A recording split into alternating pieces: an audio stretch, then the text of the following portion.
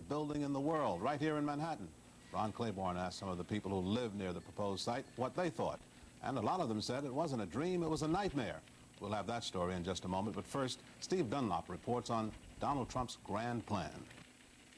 There's too much emphasis on the luxury side. I wouldn't mind if they had more low-middle income. The park is nice and the studios are nice. I think it's awfully big. Well, it plunges into chaos. It's too many people, it's too many buildings. It's a rape of the neighborhood. For the center building, it becomes the tallest building in the world at 150 stories tall. What street is that on? Close to 500 skeptical West Siders packed the cafeteria at John Jay College for a meeting of Community Board 7. Donald Trump talked about his grandiose plans for the largest undeveloped tract of land left in Manhattan, about 100 acres along the Hudson River from 59th to 72nd Streets, formerly the Penn Central rail yards. This is not the first time the Community Board has heard plans for this site. 6 years ago, Trump went before the panel seeking permission to build 40-story towers. The permission was denied. Then in 1982, an Argentine firm envisioned a huge complex of offices and residences to be known as Lincoln West. Last year, the firm ran out of money. So in December, Trump bought the property back for $95 million.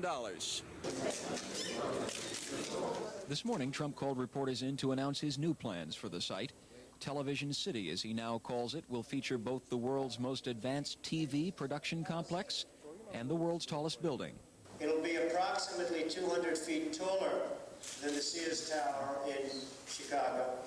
And it's something that really, as a location, perhaps you couldn't get a better location. Trump would not put an official price tag on all of this, but it seems likely to run into the billions. His plans also call for 8,000 units of residential space, 1.7 million square feet of retail space, and 40 acres of parks and open space, made possible, Trump says, by the tall, slender nature of the buildings. Tonight, Trump got groans from the audience when he said his project would help lower rents on the West Side by increasing the supply of space.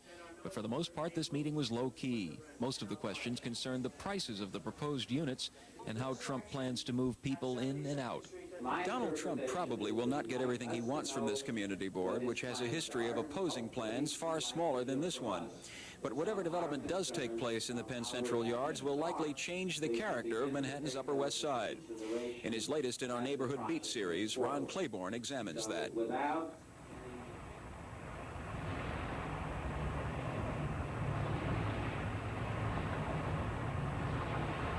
Trump's West Side project could bring 10 to 20,000 new residents to an area already congested with new high-rises and the older, massive Lincoln Towers complex. We need more parks instead of these luxury skyscrapers. There isn't enough place for people to live. The addition of 10,000 more people, it would be amazing. How could you handle it here with the transportation system alone? I don't know. Although opposition to the project seems considerable, not all West Siders believe the project is entirely bad. I'm not exactly opposed to the plan. It's going to bring more people into the area. I don't see anything wrong with that personally. We need housing. We need places here for people to live. But most people we spoke to believe that Trump's new project will create serious overcrowding, higher residential and commercial rents, and something less tangible, a change in the neighborhood's particular character, where small shops still fit in with a bustling urban landscape. Several opponents of Lincoln West expressed the belief that their opposition, even if it represents a majority of West Siders, is probably meaningless.